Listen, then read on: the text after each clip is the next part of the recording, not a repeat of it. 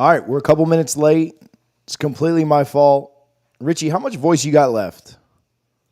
I got a little bit, man, but I don't know. I don't know how I think now that I'm getting older at the games, I realized I'm a lot more silent than I typically am instead of just yelling my face off. And I was just quiet the whole game, like, man, until that late third, fourth quarter when we all know what happened, man. What Yeah. a game. Yeah, You I lost your don't have voice at the tailgate just yelling at that I don't microphone, man. I don't know what you're talking about. I got no clue what you're talking about. Hey, shout out to the people that came out to the tailgate. Obviously had a great time out there yesterday. We'll talk about the weekend. We'll talk about the game. Try and get some of you guys' thoughts in the comments and chat it up. But man, what a fun one. Double fries, no slaw, brought to you by Guthrie's in Tallahassee. The Guthrie's was out there flowing. The jambalaya girl was out there flowing. Did you get any jambalaya? Stuff's great. I did not, but like my Oh, entire group had some, and they all said it was good. phenomenal. Shout out to everybody that showed up to the tailgate. We had that was packed. Like I thought the Cheez It Bowl against Oklahoma, we had a big tailgate.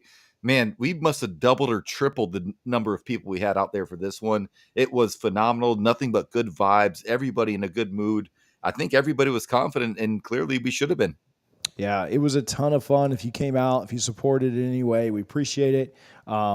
Yeah, we've done several tailgates, and that's the biggest one that I've ever Yeah. been a part of. It was bigger, both in tickets sold and walk ups. It was bigger than New Orleans, which New Orleans was a really big one. We did a couple years ago for the UF Miami game that was really, really big at that same lot, but this one was the biggest one we've ever done, and it was Yeah. nuts. And hopefully we see y'all, and we won't see that many people, but hopefully we see you guys all in Clemson in 3 weeks because we're going to do it again up there. So, Yeah, all right, shout out Brooke Niles, Coach Brooke yeah, Niles of yeah, beach volleyball. Shout out the Morlocks. Kyle Morlock's parents were out there. You know, Michaela Edenfield. It was a star-studded event. yeah. Just a blast all around. Bunch of FSU softball. You mentioned Michaela, Allison Allison Royalty, Royalty. Yep. Kaylee Harding, Janai Kerr, Devin Flaherty, Devin's sister, McKenna, who plays on our beach volleyball team, was out there too. So a lot of fun. Had a good time. We enjoyed the day. Man, the tailgate was great, Richie. But as great as the tailgate was, that game might have been just a little bit better. So, you know the meme, and I won't even say like I was like worried about us losing. Like what I guess I was worried about is like, oh man, I'm gonna have to be nervous for this whole game, right? Like I really wasn't nervous in the fourth quarter last year because I thought, I mean, until the very end, because I thought we were dominant. I thought we had the thing won. And so my thought at halftime was like, man, this is going to be a close game throughout. And then, you just never know what happens at the end of a close game. And so I wouldn't say this is a perfect comparison, but it kind of reminded me of that. I'm not going to lie. They had me in the first half, and LSU was a couple of plays from, I wouldn't say blowing this thing open because I don't think Florida State with their offense is ever going to be out of a game. But they were a couple of plays. If they go into halftime with a 13-point lead or a 17-point lead because they finish on a couple of drives, or let's say 13, right? Kick another field goal and a touchdown. It's a different feel. Now, Florida State got the ball first, so they could have obviously gone out and answered right away. But first half, and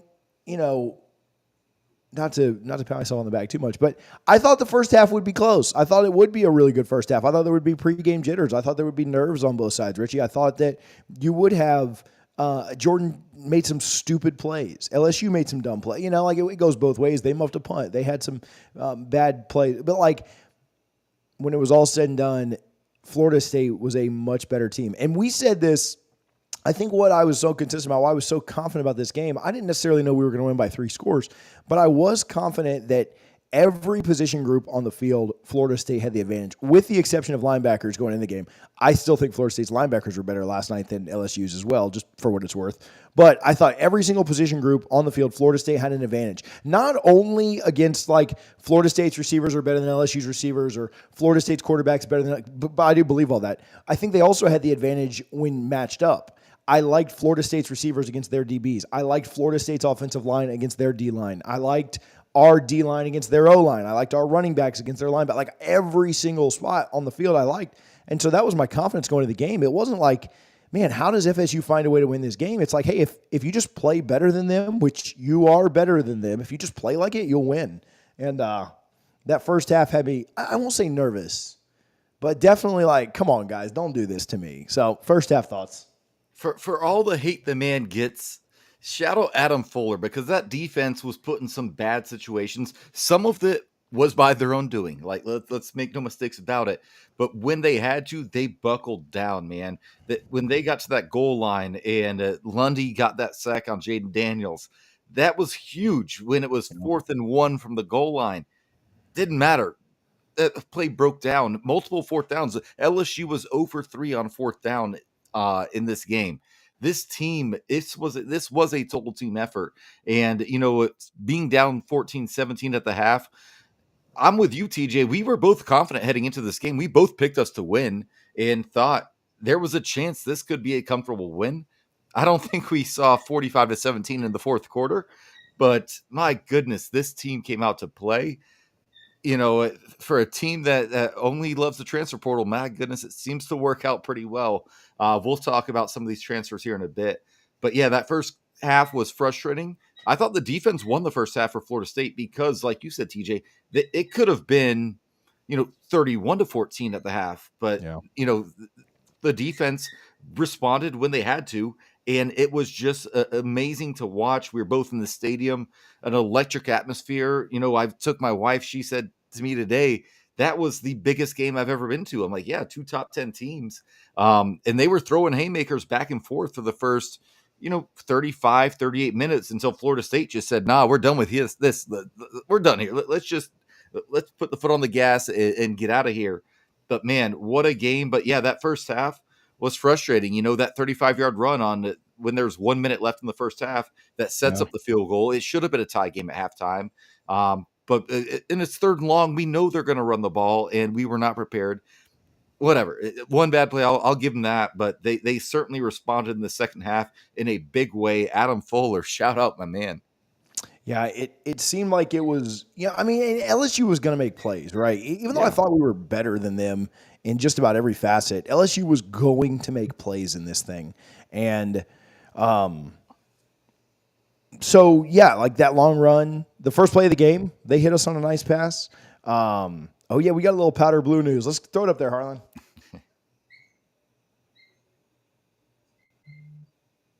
You a recruit and you ain't going to Florida State. What you doing? Eddie, Richie and the Powder Blues. Go Noles. Hey, I got some, speaking of recruiting, I like that super chat. Thank you, Eddie. And, of course, Jalen is the GOAT. I think we've got some recruiting news coming. Maybe we'll talk about it tonight, maybe not, but that's a good reminder. So thank you for playing that super chat, Harlan. LSU was going to make plays, Richie. LSU was going to get off at times. And as nervous as you were in the first half, or I wouldn't say nervous. Like I didn't think, oh man, we're going to lose. Even when we went down by 7, I was like, oh man, this is just going to be a great game. And it was a really good 3 quarters. And it was a great fourth quarter for us. But the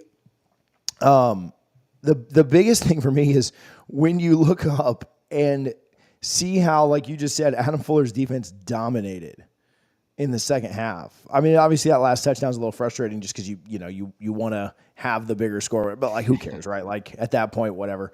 The way they dominated the second half to essentially shut them out, right? Score with a minute to go, who cares? Was just phenomenal. It was so good. And that was where it was, is you knew the offense would get clicking. And if the defense could just get you a couple stops, if the defense could just get off the field a couple of times, which they did a lot. 4th down situations, obviously the interception, they did a really good job with that. But the defense did just enough. Actually, probably did more than enough. Your offense was probably going to just keep scoring every time they had the ball.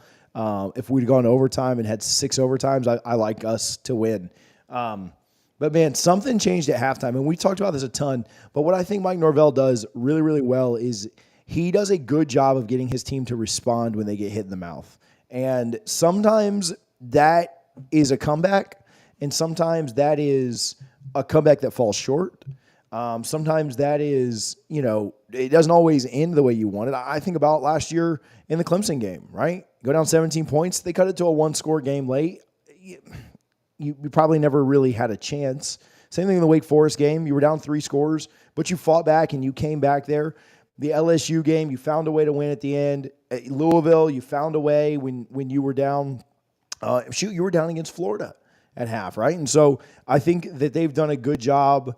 They did a good job coming back when Miami forced a third down on the very first drive of the game last year. And so, that was all the adversity they had in that game. But, they still came back from it. I don't know if anybody got that joke or not. But, so I thought they did a good job of responding. And even though they were down at half, even though the third quarter didn't even start the way they probably would have wanted it to, Mike Norvell has always done a good job of getting them to respond to any kind of adversity. Here's the question, though. Talk to me about Keon Coleman, Richie, because I think we knew it was a big pickup. I think we knew it was a big deal, but I don't think we knew it was this kind of a big deal. You know what it reminds me of? Last year, Verse had 2 or 3 sacks. He had the blocked field goal. He had so many pressures and so many hurries in that LSU game. I know we played Duquesne first, but he really came out and just threw like an absolute "I'm here" party. I'm him, and that's what it reminded me on the offensive side of the ball from Keon Coleman. It was truly it was one of the greatest wide receiver performances you've ever seen. It was like Kelvin against UF in 2013. The difference was that team won 4 games. It was like Dalvin offensively against Clemson some of those years. It was just domination. Every time I touch the ball, I'm going to kick your ass. And that's what Keon Coleman did, Richie. Crazy game for the transfer. TJ, I missed it live in the stadium. But when I got home and saw the highlight after the quarterback sneak when Jordan Travis got the first down, Keon Coleman is waving, saying, "Hey, just toss that bitch up." And he goes up and catches the touchdown for his first of 3 in the game. Yeah, man. No, that was his second touchdown because he had already scored earlier on his first catch ever as the Seminole was a touchdown. But yeah, the one after Jordan gets the first down and he's just waving like, guys, man coverage, throw it up. And he even tweeted today, he's like, I try to tell y'all there's no such thing as a 50-50 ball. Like, this guy, I love his mentality, and his game was amazing. I remember pointing to my wife, Lindsay, I'm like, Keon Coleman right here, watch this. And that was the play when he threw his hand up that I didn't even catch it in the stadium. And she's like, whoa, he's really good. I'm like, yeah, I knew he was good when he came to Florida State. I didn't know he was this good. But Keon Coleman, Jalen Ramsey could not stop tweeting about him last night. Went back and cut up on a lot of that today. Guys, if you're Florida State, just go scroll the timeline because it's a beautiful thing today. But my goodness, Keon Coleman is that dude. Johnny Wilson is a very, very good college wide receiver. Keon Coleman's the best receiver on this team. Next to Jordan, he's probably the best offensive weapon on this team. And I love Trey Benson, but I think Keon is that dude. And man, I cannot wait to see him. He's going to have a few games where he has, 2 catches, 32 yards, whatever it may be. But I got the vibes last night that he's a guy when there's a 3rd and 11 in a big game, maybe against Clemson up in Dust Valley, if you target him, he's going to get the ball and make that play. We got the type of athlete he is. The fact that he was in the top 8 rotation for Tom Izzo's basketball team at Michigan State tells me all I need to know. This guy is the real deal. He might be the best wide receiver at Florida State since maybe Anquan, Peter Warwick. I don't know. This guy, he has a chance to have a really special season. Yeah, and what makes him so unique is he is just incredibly gifted physically. Yes. And, Rashad, you mentioned some of those great wide receivers. Rashad was obviously like super consistent and super clutch for you forever. But man, what Keon brings from just athleticism, just the way he took that ball on that first drive, it was just nasty. And then the way he can high point it is absurd. And like you said, yeah, it was totally, Kobe Bryant in the low post saying, "Give me the ball," when he's waving out there. That's crazy to me. And everybody's picking up on it. It's all over social media, but it was MJ. It was MJ saying, "Feed me the rock," or Shaq down the post, man. Just it was the shot, man. Hey, throw me the ball. This guy can't guard me. I was listening to, we had Blake on to preview the show. I was listening to Blake's breakdown, and I'll tell you the truth, I don't remember the name because today and yesterday and everything has been a blur. But we had Blake on to preview the show on the game on Thursday. He ended up saying that Florida State targeted the same defender on the first 3 plays of the game.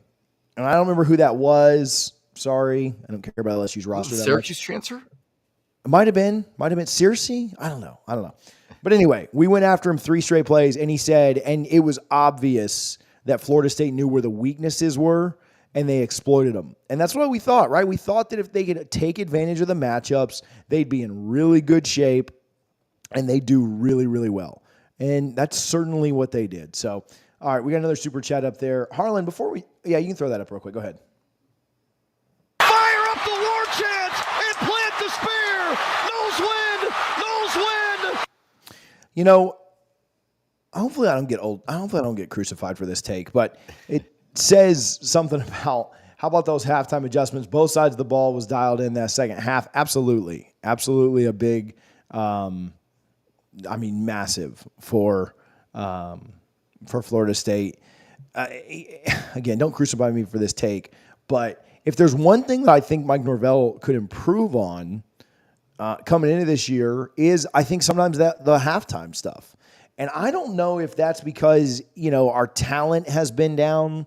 And so we've had to kind of scheme around things. And then, some of that gimmicky type scheme stuff doesn't work in the second half. But there have been a lot of times where I have not felt, but a lot of times it is on defense. I'll say that.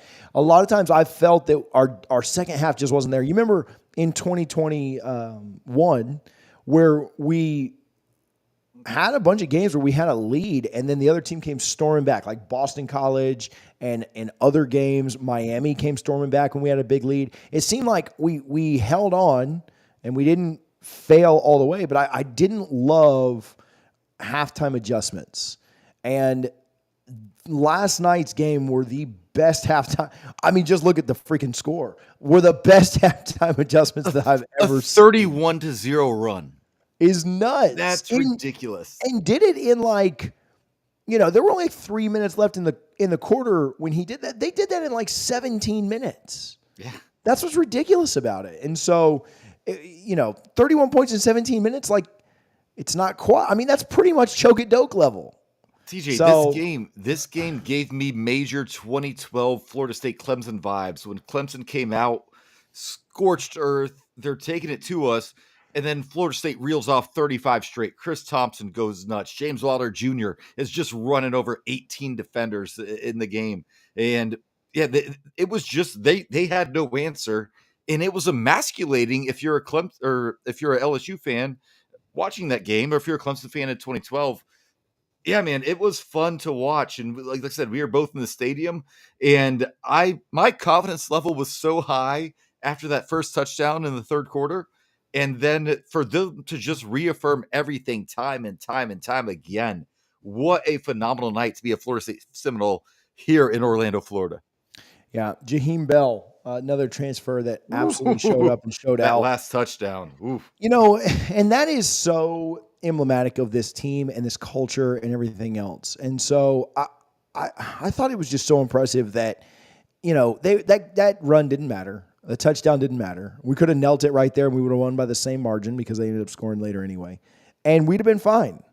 But that's not the mindset. The mindset is we're coming to crush people. And I know Jaheim wasn't on the team this last year, but how much have we heard, and guys, these players hear and read everything and they see everything and they're on Twitter and they see all of it. They're all searching their names.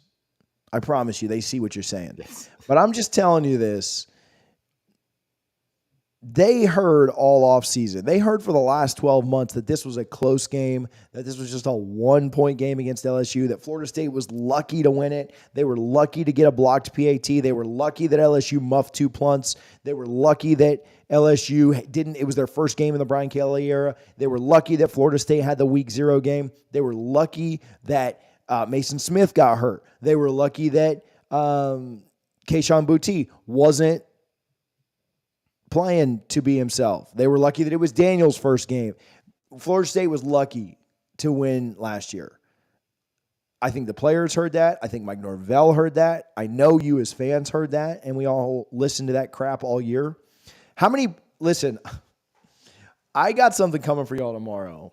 Listen, if you're not subscribed, do me a favor and hit that button right now because I got something coming tomorrow morning. Yes, I just told Harlan and Richie what it was. It's not the video that I've spent the most time on, but I have spent a long time. I've spent hours today on it, and it'll drop tomorrow morning between like 8 and 10. But it kicks ass. I just want to tell you guys that. You need to make sure that you're subscribed and see that because it is phenomenal. And I'm not patting myself on the back, but it is really good. I got the idea from somebody else, so shout out that person. But there's a lot of people who all week were saying, well, the reason I'm picking LSU, everybody picked LSU in this game. I mean, Florida State guys picked us, but everybody national picked LSU. And what they were saying is the big difference here is that I know people were confident, beyond a shadow of a doubt. I know that LSU is better this year than they were last year. I know this LSU team has grown. I know they've gotten better. I know they've picked up key pieces in the portal. And they usually gave Florida State that same credit. But we know that LSU is going to not only play better, but they just are a better team. And so we like them to win. Most people like them to win close. People weren't really projecting LSU to blow us out. But nobody was picking LSU. Oh, I'm sorry, FSU.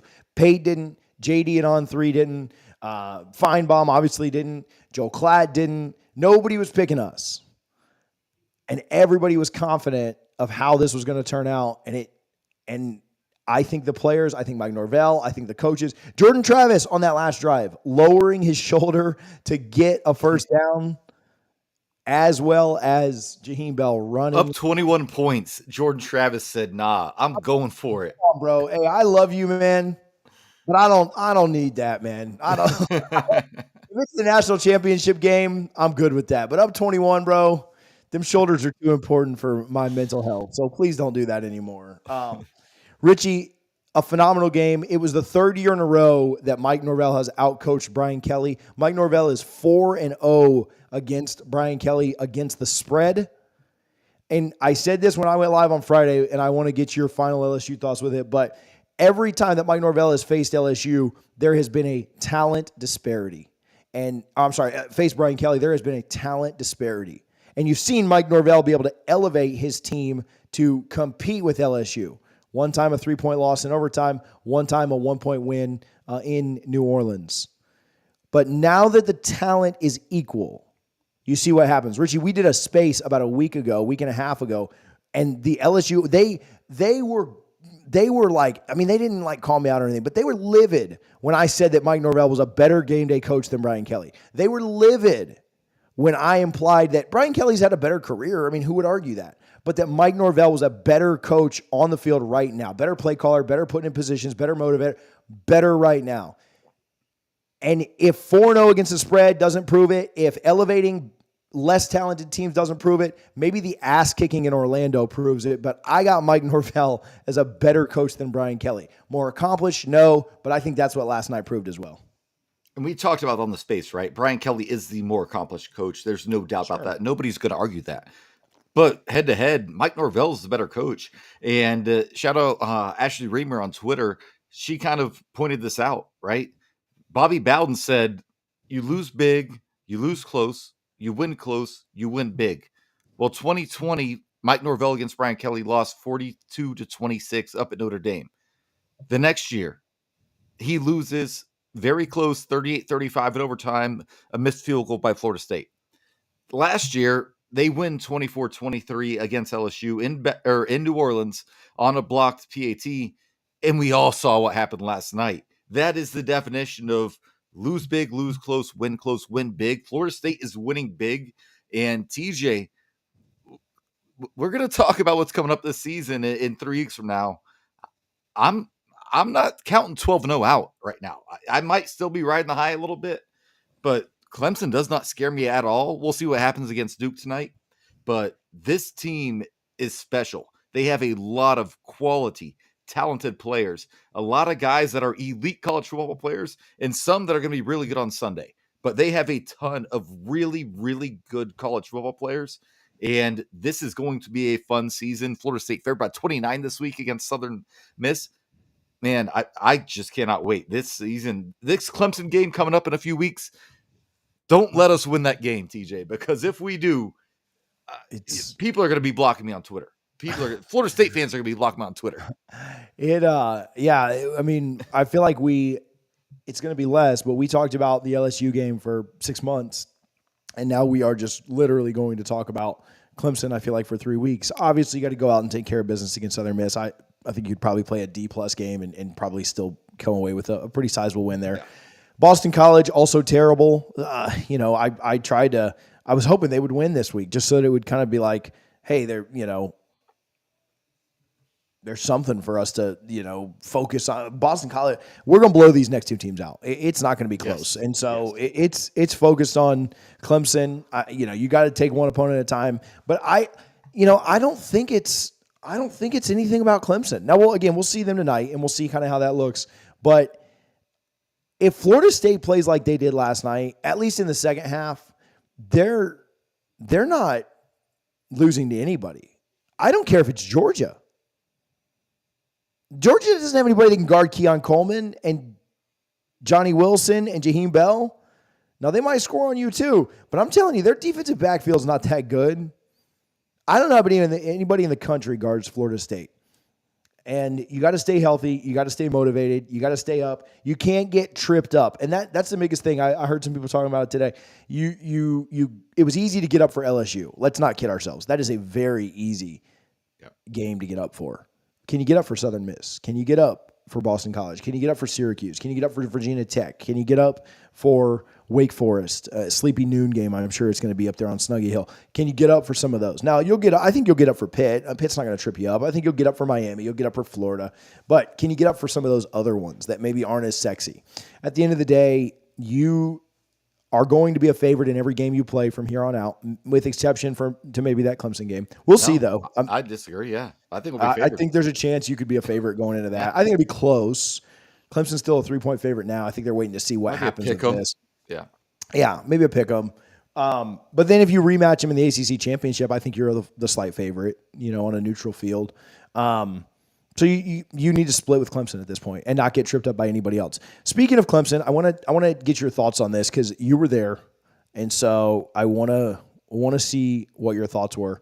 It was obviously very different because in 2013 we dominated Clemson from really the opening kickoff until the end of the game, but the second half felt like that Clemson game. It felt like this is domination for the entire country to see. This is, we do whatever the hell we want, and you can't stop us. We're running the same counter. Oh, we talked about it with Blake. We're running the same counter over and over and over again. We're throwing it up to the same guy over and over and over again.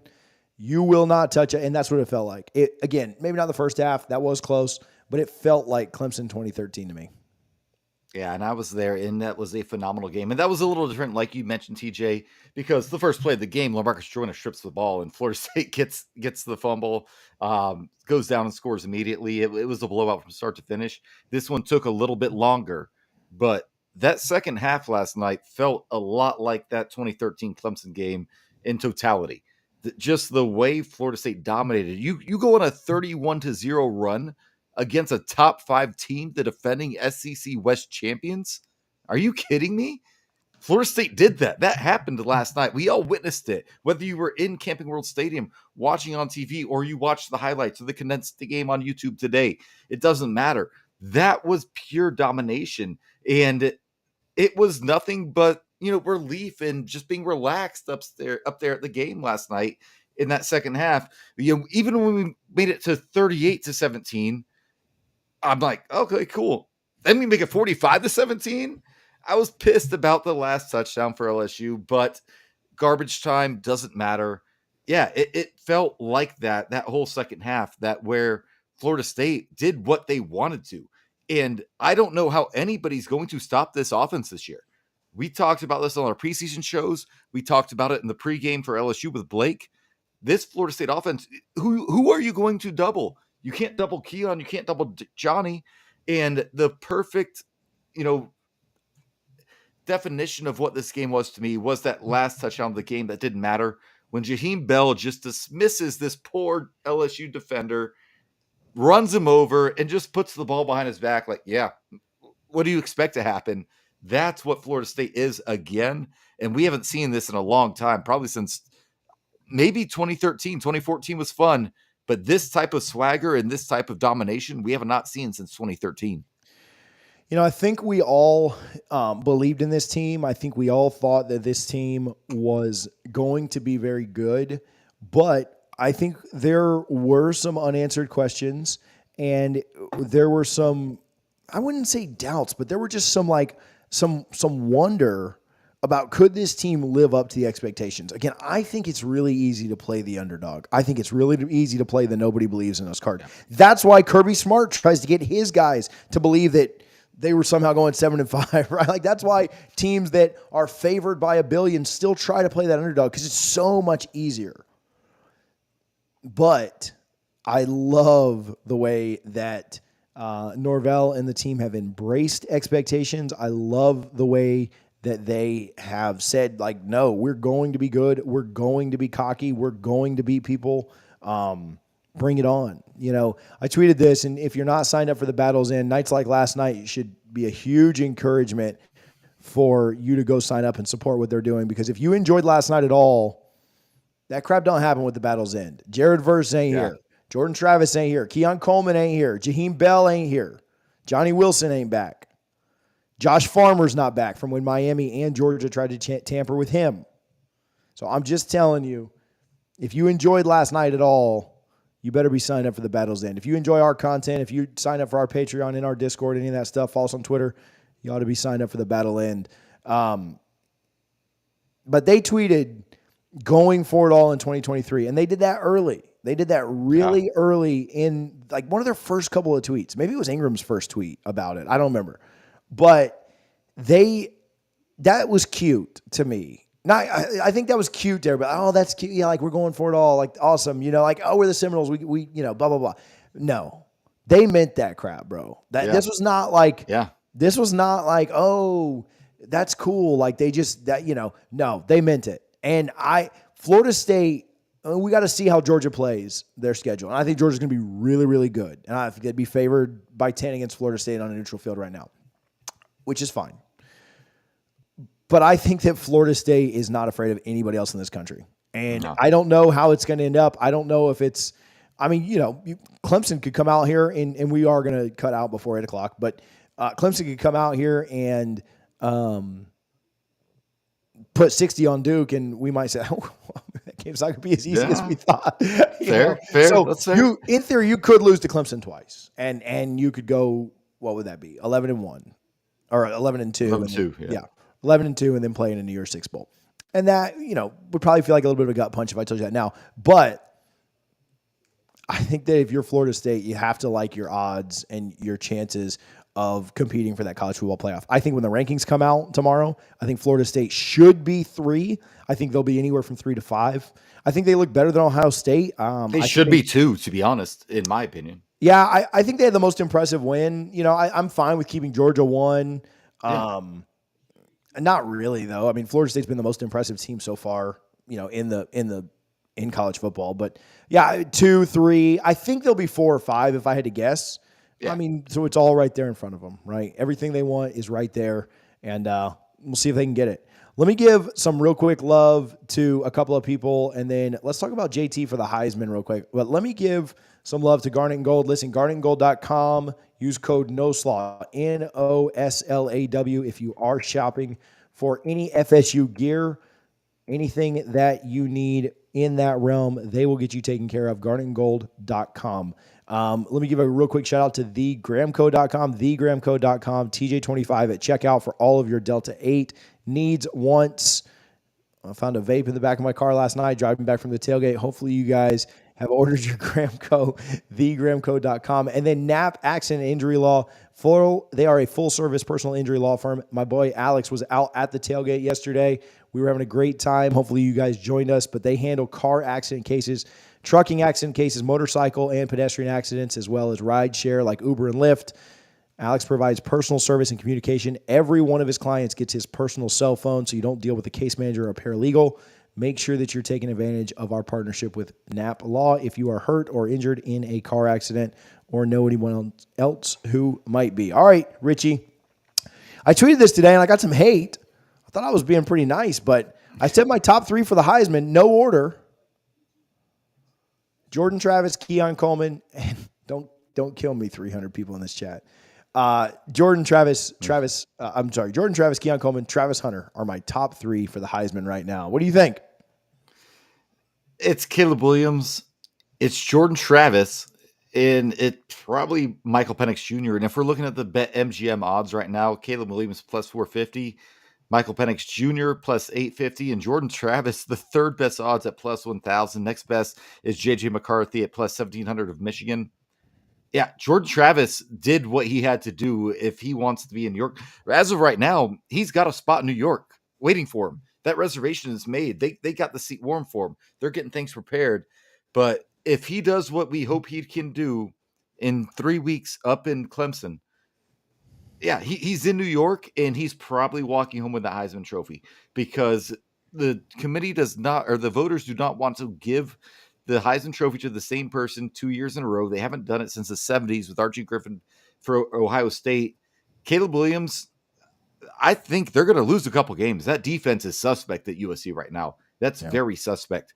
But if Florida State does what I think they're going to do, 11-1 minimum, potentially 12-1 going to the playoff, and Jordan Travis has a game like he had last night a couple more times, especially in the big ones, Clemson, maybe not big games because the opponents suck, but still rivalry games against Miami and Florida. Yeah, he's got a really good chance. And he's a likable guy, which matters a lot. It shouldn't. There's a lot of politics in college football. But yeah, I think he has a legitimate shot at winning the Heisman.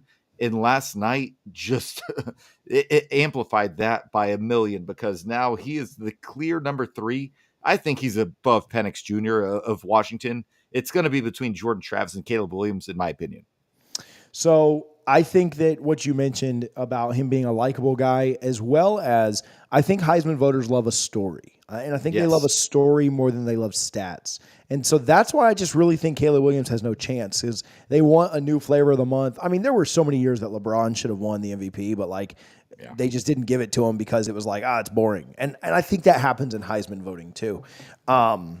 So I think Caleb, I wouldn't say he's out of it, but I'm almost not even counting him. And I agree with you. I think he's gonna, he's gonna lose a bunch of games, not a bunch, but he'll lose a few games and kind of, get bumped down. I think the story of Jordan Travis's development, what he's come from until now, it's very well documented. I think Florida State's done a good job with their campaign. Keon's kind of just, he would have to continue that 3 touchdown games every week for a long time to get it on pace for 45 touchdowns. But as of right now, that I got him there again. And don't kill me for this, but Travis Hunter playing 140 snaps and dominating on both sides of the ball. He is so good. So yeah, good. It was unreal. And a lot of people were like, "Oh, he can't do it when he gets to Power 5. He's too small." Buddy, I don't think TCU is amazing, but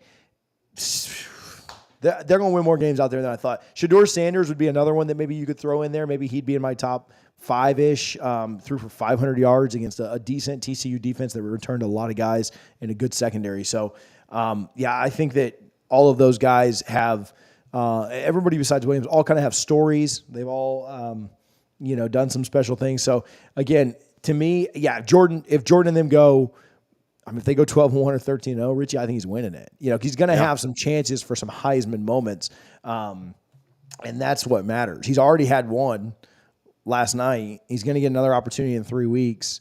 Then late in the year, you play your rivals, and even if Florida and Miami are not good, those are still going to be big-time televised games. You're going to get a chance probably on the road at Pittsburgh. That'll probably be a pretty big televised game. Obviously, the ACC Championship, which we would anticipate we will be there. Hey, we're going to do a tailgate for the ACC Championship, so make your plans to be to Charlotte in December. I told you guys that when we were doing Spaces with Newberg last year, but I meant it for this year. I was just a year ahead. But, yeah, we're going to Charlotte, so y'all come hang out.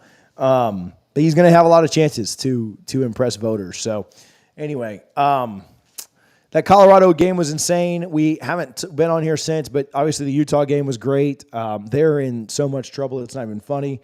Miami game, probably tough to really glean much from, 2 JV teams named Miami playing each other on a Friday night, but we'll see what they do with Jimbo coming to town this weekend. But Richie, any closing thoughts, any final thoughts before we jump out? No, we talked about conference realignment recently. 10.3 million viewers last night, the most watched since 2016. Oh, Florida State versus Ole Miss. we just draw eyeballs to television sets. That was clear last night. It was clear if you bought tickets on the secondary market for the game last night, like I had to because I missed my booster email and did not do what I should have done. Yeah, this Florida State team, you want this brand in your conference. If you're the Big Ten, the SEC, you want to do everything you can to get Florida State in your conference because the eyeballs are there, the ticket prices are clear, and my goodness, wait till the end of September. If Florida State's 4-0, they will be the primetime box office boys every single week. How about you, TJ? Yeah, I'm really excited for this season, and obviously you started out the way you did. I looked at Kara today and I said, "Hey, you want to go up to Tallahassee for the game this weekend?" We got somebody who's watching the kids, and I was like, "We can just go, just us." And she was just like, "Oh, I don't know." And I was like, "Yeah, I'm just kind of on a dopamine high right now, so I probably don't really want to make the trip to watch us blow them out." But 45-24, Encyclopedia, my guy. Thank you. Go Noles. Touchdown, Florida State! Touchdown, FSU! But yeah, that dopamine's still hitting right now. I haven't lost it just yet. So yeah, it was a ton of fun. Tailgate was amazing. We had so much fun out there, and we really appreciate you guys for showing up. Again, biggest one I've ever done. Nothing, that just means we need to do it bigger in Charlotte. I mean, we had well over 500 people come out. I think it was up closer to like 7 now that I've gotten some of the final numbers back and stuff. But I think we had about 700 people out there. We got to go for a grand in Charlotte, so let's do it. Thank you guys for hanging out. Thank you guys for all the support. Again, I got something you guys are going to flip out over that's coming first thing tomorrow morning. Also, a big recruiting update. That might come out tomorrow afternoon. So stay tuned for both those things. Make sure that you hit the subscribe button. We're trying to get to 10,000 as fast as we can. We're getting close. Trying to get to 10,000. Richie, I'm still in awe. I'm still in shock. Hey, while you're watching the Clemson game tonight, the FSU's already put out the cinematic recap. So jump out of this video when we're done. Go to the FSU page, Twitter, YouTube, whatever. Cinematic recap already out. Shout out those people because getting that out less than 24 hours after the game is ridiculous. Usually it's coming out like 2-3 games later or 2-3 days later last year. So shout out FSU Football for getting that out quickly. And I think that's all we got for tonight. I'm running out of steam. I'm running out of voice. Thank you guys for your support. Had a great time yesterday. Great time today on the show with you guys. Richie, Harlan, thanks for all you do.